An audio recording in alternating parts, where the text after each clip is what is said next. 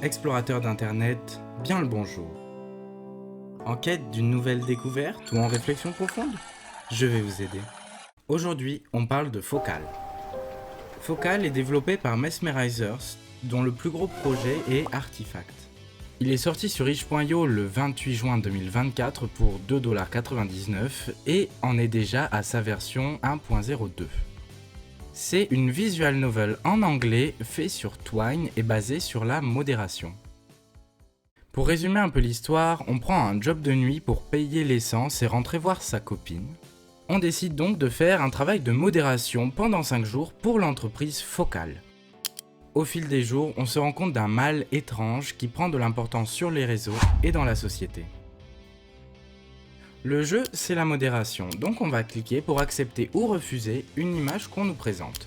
On a donc plusieurs catégories quand on refuse une image: nudité, pornographique, violence ou la CDC.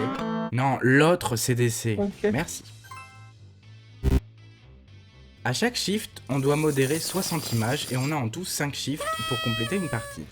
On a le choix entre 5 modes de difficulté qui changent l'intervalle de temps qu'on a pour se décider et qui changent également la fin du jeu.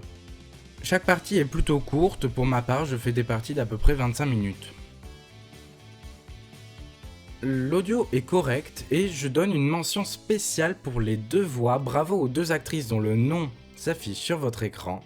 Elles ont une voix propre, compréhensible et qui reste dans l'ambiance, c'est vraiment génial. However, our AI moderator is not adapting so easily, as it often mislabels images. Luckily, it does exceedingly well at filtering out images with male genitalia.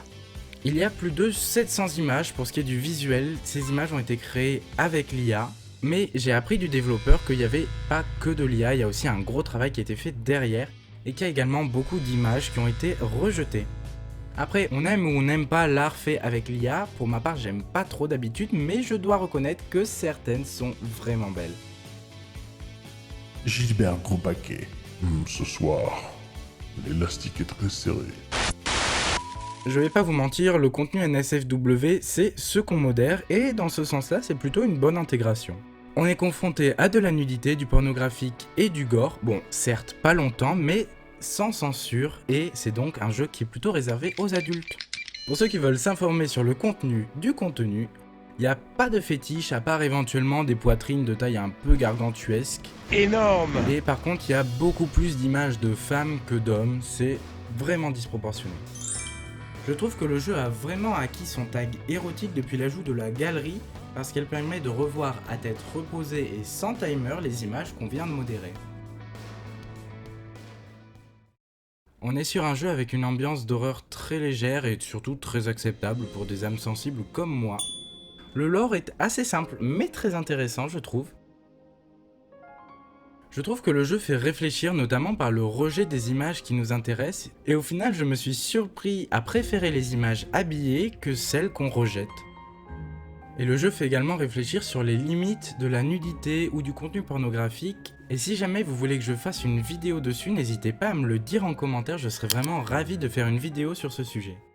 Autre point positif, le développeur est très actif sur les retours, je lui en ai moi-même fait plusieurs, et à chaque fois, les bugs ont été corrigés par une mise à jour.